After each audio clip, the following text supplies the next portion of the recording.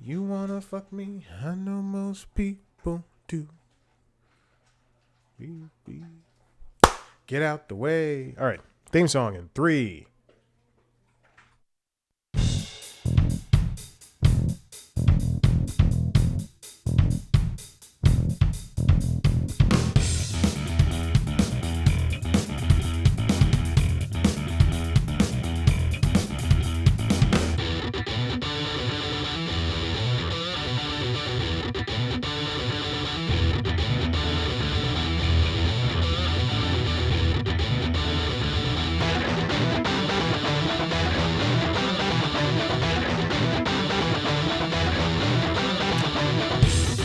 And welcome back to the Constitutionals Podcast. I'm your host, Chad White. If you didn't know, this is the premier podcast for the website cpluscomedy.com. Like I just said, it's a website.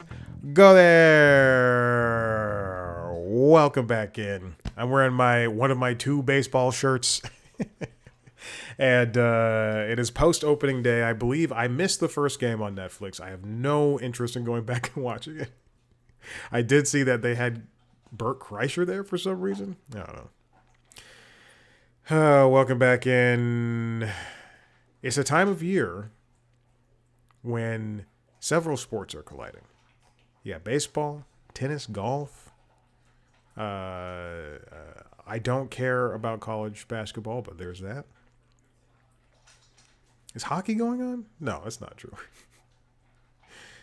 The women's, the WNBA, they have a new handshake agreement. I don't believe anything has been signed, or we don't know the details.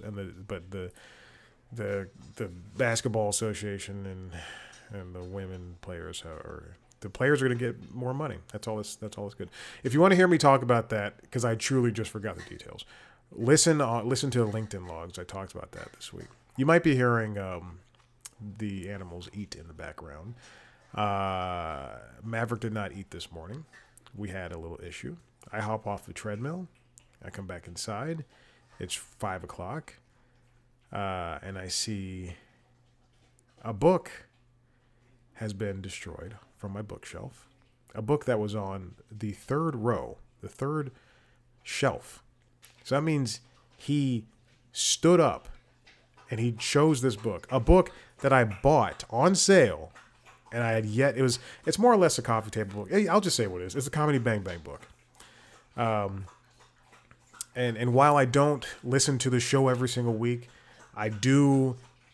The Comedy Bang Bang, it was a big part of my life for a long time, and I still subscribe to it.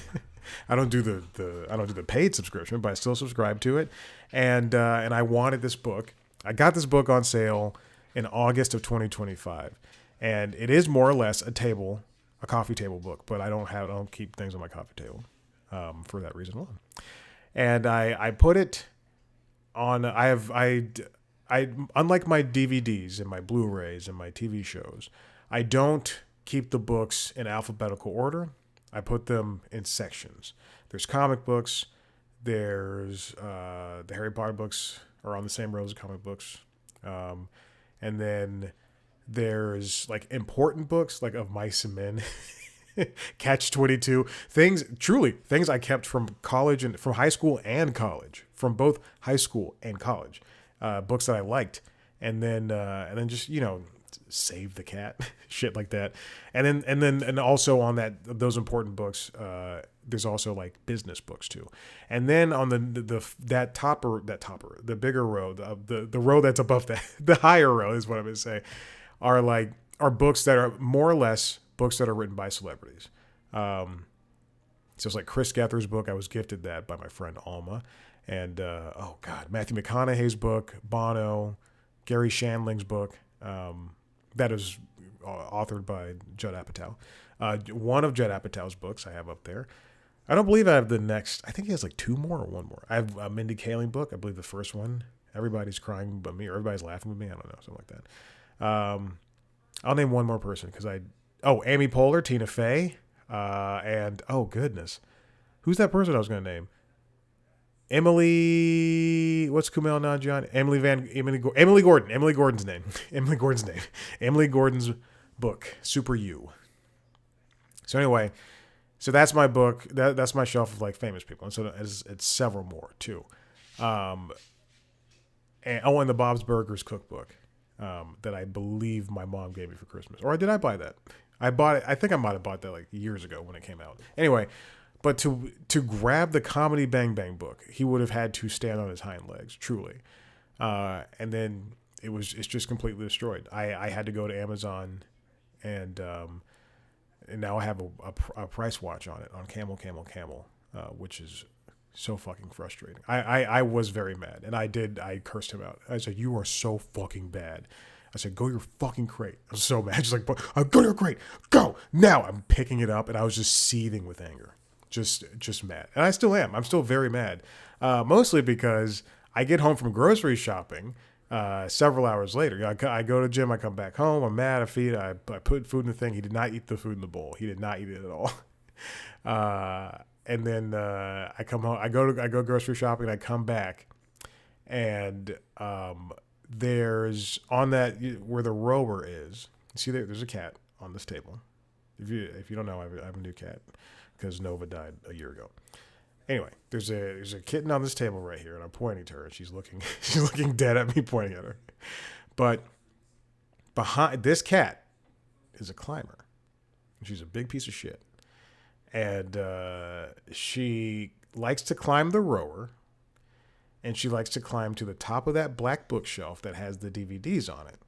I recently moved two vinyl records, my only two vinyl records, a Billy Joel record and the soundtrack to the Lego movie, the first one. I moved them over here so that they can be with the record player that does not work. It's truly just for show. And I've been looking at vinyl stuff. I've been trying to, I don't want to talk about it, but I will talk about it. Anyway, my mom gifted me years ago 2 electric candles that just light up. You put batteries in them, they light up. And they've always been on top of that black bookshelf until today. One of them was knocked off that shelf and then promptly destroyed by a dog. I get back in here from grocery shopping. I'm carrying my bags. I put them down, and I just have the biggest, like, I truly was oxygen deprivated. I let out the largest sigh, and I picked up all the stuff. I did not say anything to him. Well, I do. He did greet me at the door, and I said, "Go lay down." I did not say anything to him, and then I threw the thing away. I'm still very pissed. I was so mad. I still am mad. So anyway, I just gave them dinner. I gave him dinner as well. Well, obviously I gave him dinner. It was the food from this morning, plus a little bit more. But he also had like a healthy poop before we walked. So he ate a lot of the book. He destroyed it, and he also ate a lot of the book. He also ate a lot of that candle. So there's that. Anyway, it was a 2-mile. We went on a 2-mile walk today. No headphones. And I also did not have any socks on. I was wearing the flattest Sperry's. I was like, this is going to be a 10-minute walk. I'll take him around the block because I'm pissed at him. And then cut to 37 minutes later. I get back, it's 12:50. And I'm like, oh, God, I was sweating. Destroyed my shirt. Welcome back in. I'm almost done. I took a little break from High on Life 2 because I think I mentioned this last week. The gameplay is just horrible. But now I'm back. I'm almost done. I think I'm at the last boss, which is fine. I watched SNL UK. I just finished talking about it on Late Night Lately, so go check it out. I'll just give you a little summation. I enjoyed it. It looks really good. Like the lighting they use on that. I'm not kidding. Every single sketch looked fantastic. It looked very modern compared to, I guess SNL Vanilla is like very bright. Now that I'm thinking about it. There's a lot of cameos in the first episode. If you watch it on Peacock, they just today, a couple of hours ago, started a YouTube channel, so you can go over there if you don't want to pay for Peacock. And yeah, that's pretty much it. It's more SNL. What else? What else? What else? I started. This is fun. I finished Southland, obviously, so I've been looking for a new show to watch while I run, row, or cycle. And yesterday, after I finished Survivor, boy, okay, here's the thing. I was on. I do on Peloton. I do live classes with Matt Wilpers on Saturday mornings, and live classes with a DT Shaw for yoga. After that, I love a DT, and he does power zone classes. So the higher the zone, 1 through 7, basically the more difficult it is. And the entirety of me doing, I did a power zone class, 30 minutes on Peloton while watching Survivor 50. Just angry at Rizzo. I do not like that guy. I fucking despise him. But I was cycling, and then I finished that, and then I was like, God, I need to watch something. I need to take my mind off this Zone 5 that we're doing. And then I turned on. Oh, I'm also watching America's Culinary Cup. I really like it. It's a good cooking show, and I'm also Padma Lakshmi. Oh, God damn, what a woman.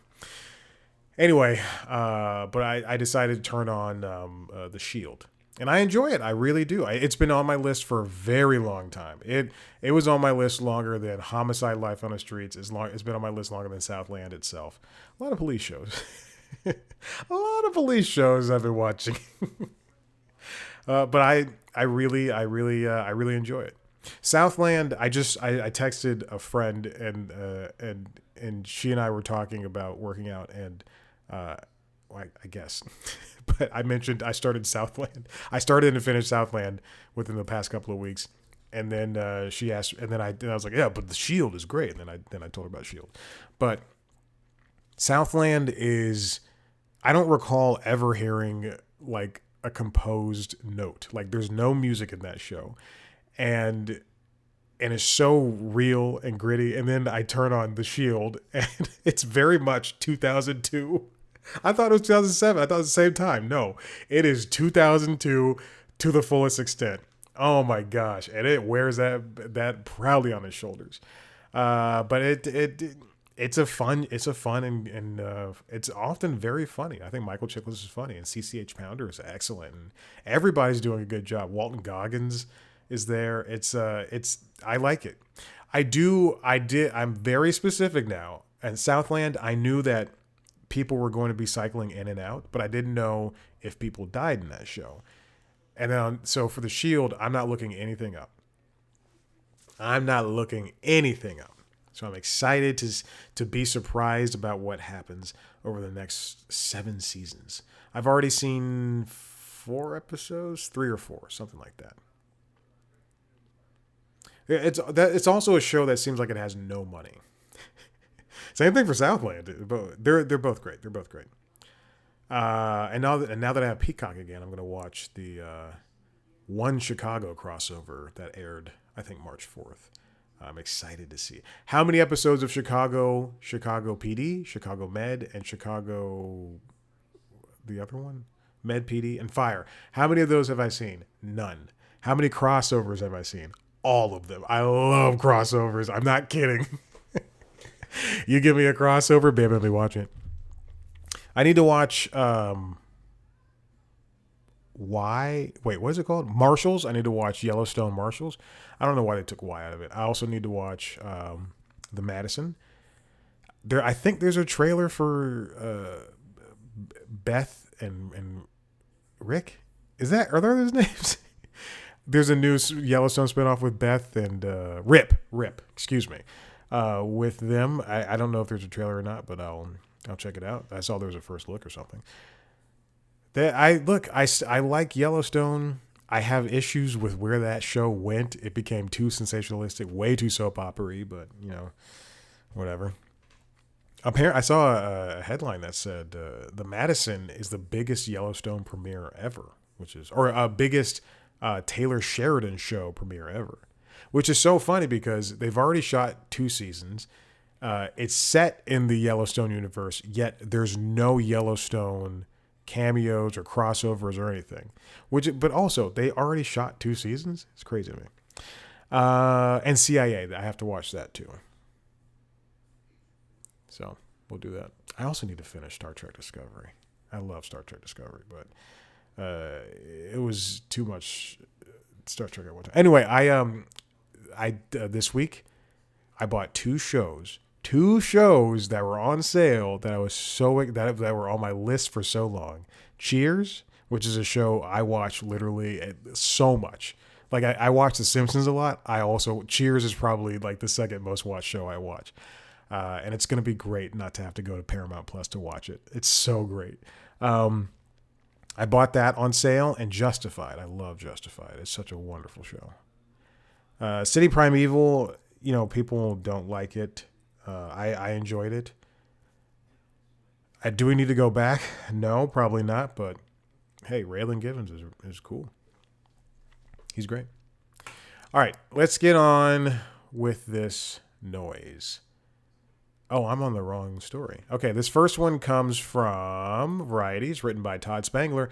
Netflix raising the U.S. prices for second time in less than 2 years. We are getting, I believe, $1 more on the ad-supported side, which is, going up from $8 to $9. Standard will be going up from $18 to $20. And premium, which is the 4K version in HDR, will be going up from 25 to 27. Ugh. This is so expensive.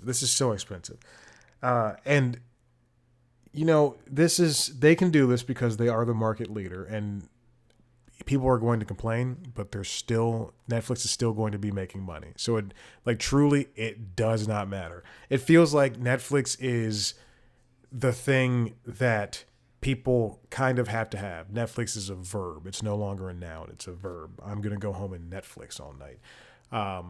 And while it's frustrating, this is just what's going to happen. This is going to be a price increase starting, it seems, today, because new members who sign up will see the plan prices starting on March 26th. Wow. Because it says the 27th, yeah.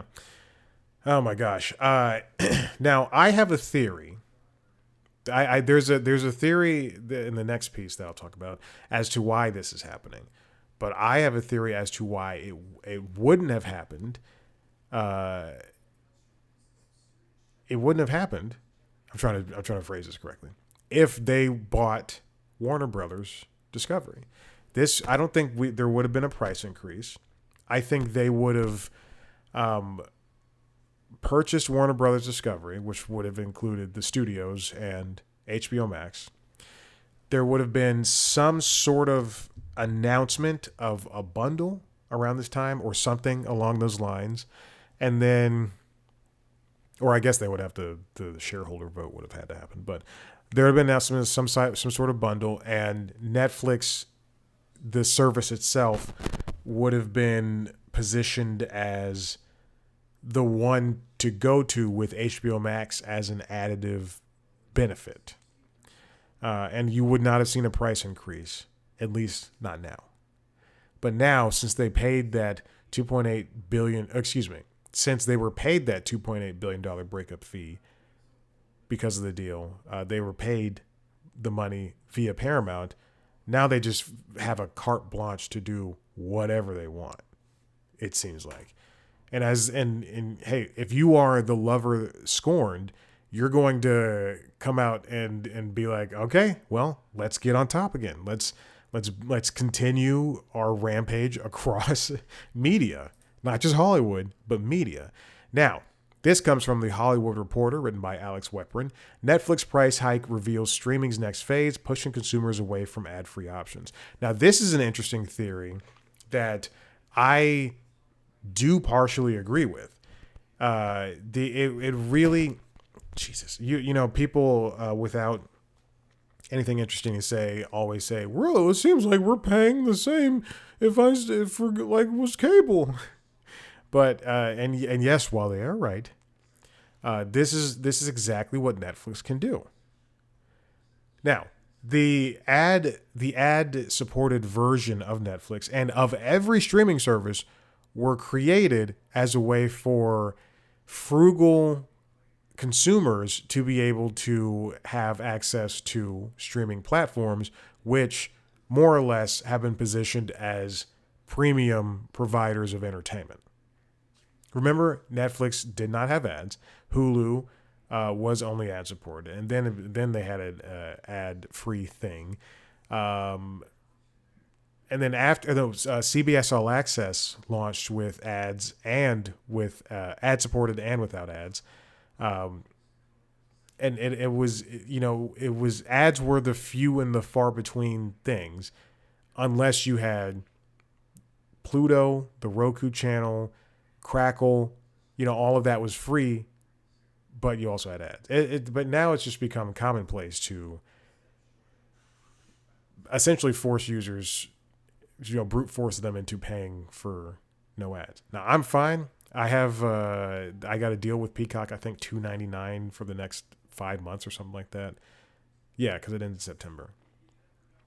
So and I think my Paramount Plus. No. My Paramount Plus does not have ads, but my Hulu does. My Disney Plus does. Um, so I'm good. I'm good with watching ads because you know what? I'm gonna pick up the iPad. I'm gonna pick up the Switch. I'm gonna turn to the Steam Deck. I'm gonna look at my phone. I'm literally gonna do anything else. And yeah, you do see the same ads, but that's what you gotta do.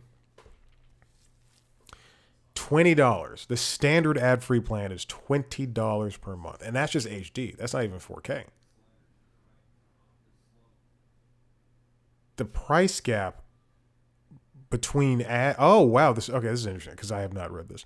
The price gap between ads and without ads is staggering. Not just on Netflix, but on pretty much every service. For Netflix, it's a $10 difference, $11 difference. For Disney Plus, $11.99 and $18.99. For HBO Max, $10.99 and $18.49. For Peacock, $7.99 and $16.99. My God. For Hulu, $11.99 and $18.99. For Prime, oh, and keep in mind on Hulu and on Peacock for some of the shows, and I believe also on Netflix, for some of the shows, like New Girl, they have different contracts, so they will get ads regardless, I think. For Prime, $15 and $19.98. And they just rose their prices by, I believe, $1 or $2. And then Paramount Plus, $8.99 and $13.99.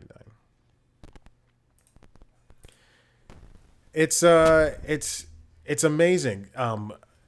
It's the amount of money that's going to these companies, and they are making shows and movies that really don't stand the test of time, or they don't stand up to what's coming out in the theaters. It's unfortunate to see. I will be watching Mike and Nick and Nick and Alice, Mike and Alice and Alice and Nick, something like that. The Isaac Gonzalez movie with Vince Vaughn and some other person who I'm truly forgetting. I'm so bad at this right now. What is it called? Mike and Nick and Alice. That's what it's called.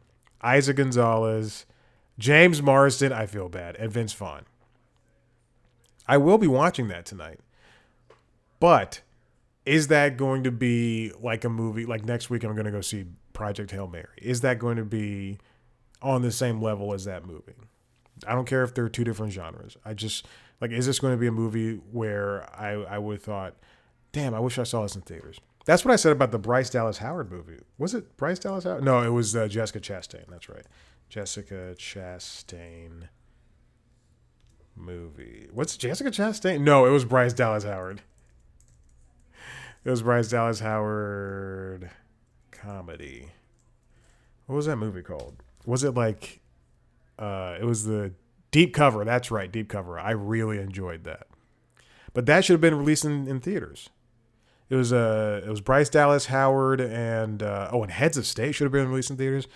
Orlando Bloom and Nick Muhammad. Yeah. If consumers want Wexpin, Alex writes, if a consumer wants Netflix, Disney Plus, HBO Max, and Peacock, they pay nearly $75 for ad-free tiers or only $40 for the ad-supported tiers. But then, keep in mind, everything is a subscription now. Even workout apps are a subscription. That's why I can't move from mine, which sucks. Like, mine really does suck. I hate it. But it's the only one I can use. And you don't have to subscribe to these things. Yes, it's very true.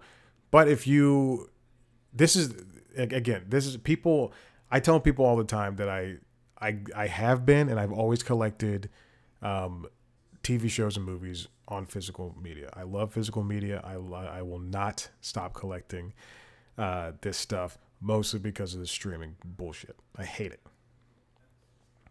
If I want to watch, here's 2 movies I bought that were on streaming platforms. 2 on Netflix: Vivo and Mitchell's versus the Machines. You know why? Because what if sometimes I don't have Netflix. I don't want to, and I want to watch those movies. I like Mitchell's vs. Machines. Very funny. I like Vivo too, obviously, because I bought these movies. Although, there are movies I own that I have not seen, or I have no plans on seeing anytime soon. And I'm thinking of, there's one, Warrior. I have not seen that movie, and I bought it on Blu-ray years ago. I think I was still living at home when I bought that. So that was definitely at least 10 years ago. And then, but I'll watch it at some point. And then by accident, on Monday, I was participating in a sale, and on fanflix.co, I believe that's the website, .com. Fanflix, sometimes if you want to participate in a sale, you have to buy multiple things in order to get the deal. And I had to buy 3 movies. So I bought like The Lord of the Rings, War for Rohirrim. And then I also bought some other movie. And then I bought what I thought was the first Joaquin Phoenix Joker movie. No, it was not.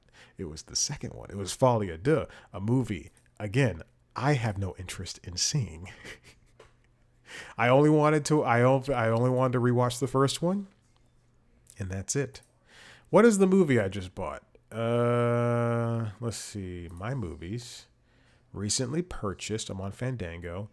Oh, The Fugitive.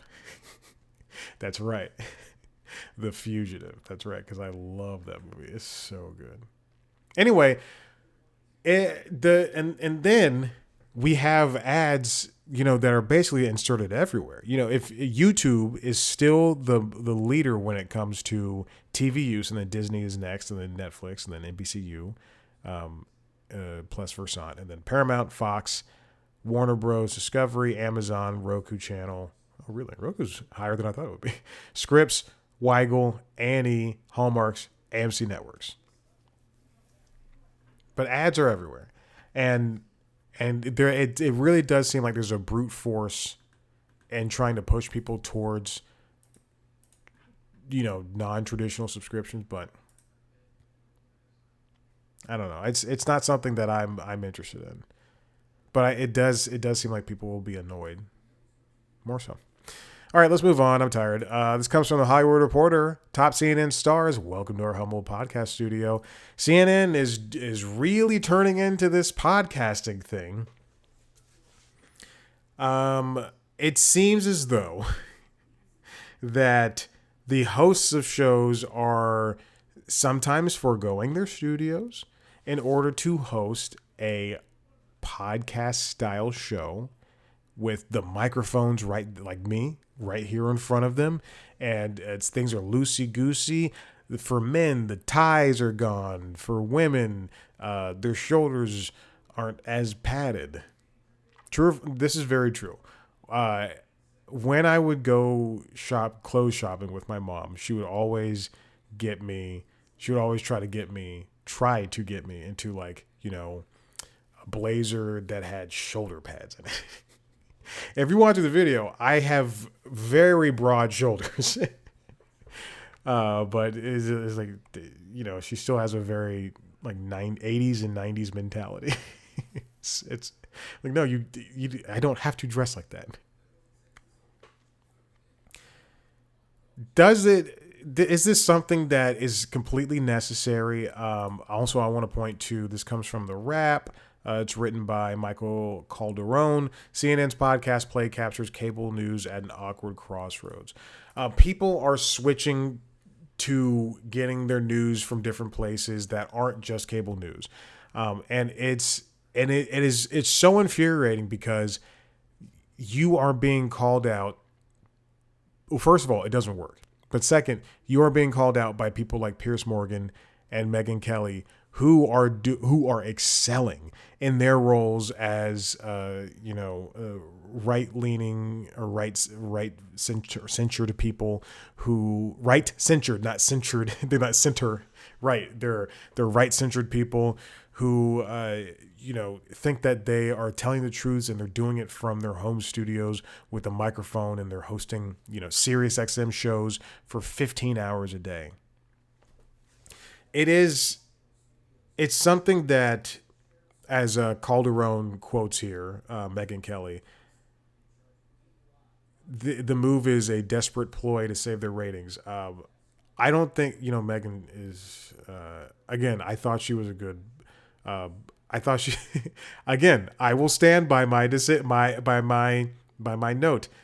I think that she could have had a redemption arc when she was brought in to the Today Show, and then she fucked it up.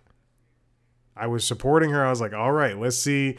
She comes from Fox News and she was ousted and she's been wronged. All right, let's have a redemption arc. Maybe she can play nice. No.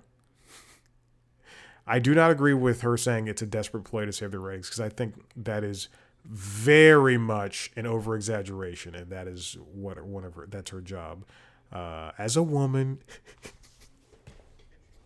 But what I do think it is something that the higher ups like Mark Thompson, it feels like that is something that they want, this not turn towards a podcasting look, but this suggestion of a podcasting style, is they want to create a bit of familiarity with hold on.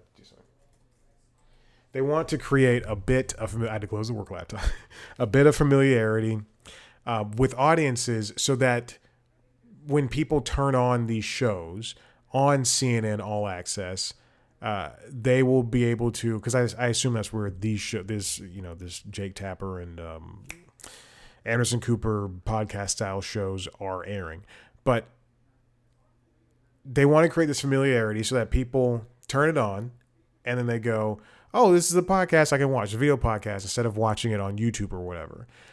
But really, CNN should continue to work as CNN and do the breakouts. You don't see PBS NewsHour shifting the way that it does. I love PBS NewsHour. You don't see it shifting the way it does news and then becoming some sort of monster that it's not. Jake Tapper's The Lead being hosted from his office at home isn't cool. I don't want to see all of, here, I'll put on this thing. I don't want to see all of this shit that's on his desk. I don't want to see the Generalissimo mug from Conan. Why does he have that? Remember when he wrote that book about Biden? But the same day it was released, it was revealed Biden has cancer.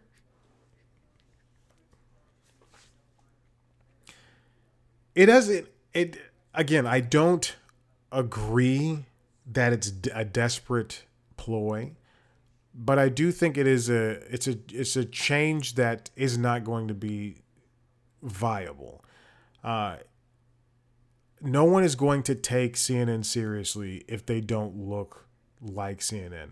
And Calderon quotes former CNN anchor Jim Acosta here, who was fired because he was saying things against Trump. Remember, Mark Thompson wants CNN to be unbiased, yet they have people like Scott Jennings espousing these, frankly, just frustratingly horrible things.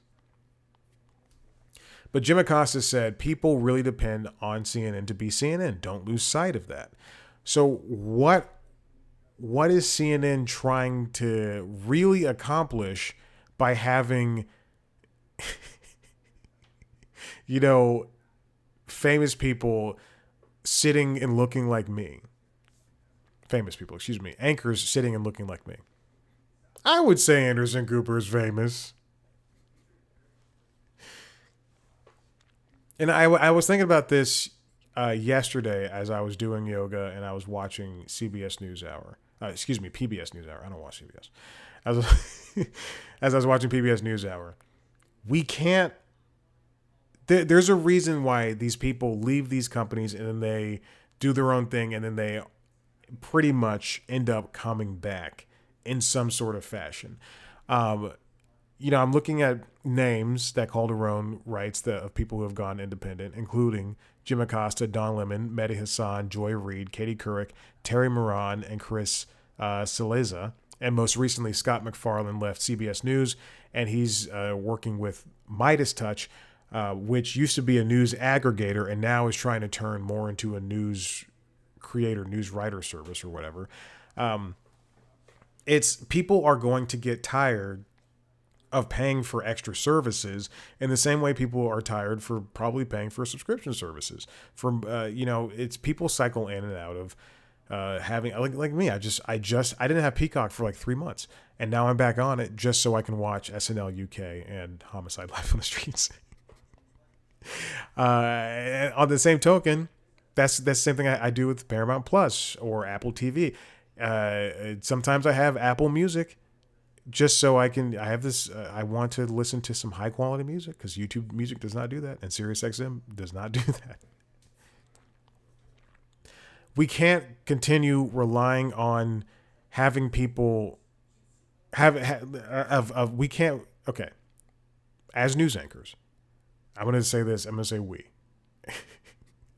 As news anchors, we can't rely on people paying us to get our news from Substack or wherever or Patreon or wherever and just having it. That's how we get our things. And then when they disagree with us, they leave. In the same way, we can't be the audience and continually just pay for the same bubble of personality that we can pretty much get anywhere else for a fraction of the price. Now, I know a lot of people aren't me and they don't watch CNN and Miss Now and pay for and BBC News America and PBS NewsHour, and then they don't pay for YouTube TV, or they don't subscribe to whatever on YouTube, or they don't do the Patreon for something, or subscribe to the Substack. People get news from everywhere, but this podcasting style thing is not what CNN is. If Walter Cronkite was sitting in front of a microphone doing a podcast and talking to some Gen Z influencer, then I would say Walter Cronkite's lost it. Walter Cronkite also is dead. But that's beside the point. People have to trust the news. And just because this style of news delivery seems to be working for people like Piers Morgan and Megyn Kelly does not give them the same kind of power as watching people on CNN. I was going to name some people, and then I truly just lost names in my head. Wolf Blitzer, Cassie Hunt. I truly just lost names. I worked there.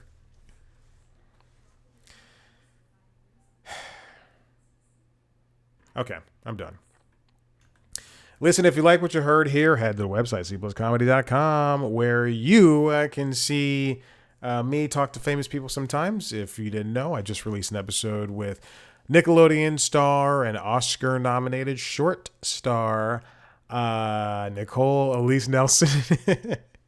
We had a lovely conversation. You can check that out prior to this episode on this RSS feed. You can watch a video version on youtube.com/C+comedy under the interviews, where you can also check out video versions of the other podcasts, Late Night Lately, the Late Night Show, and LinkedIn Logs, the Jobs and Business News podcast. Check out those shows wherever you get your podcasts. Please and thank you.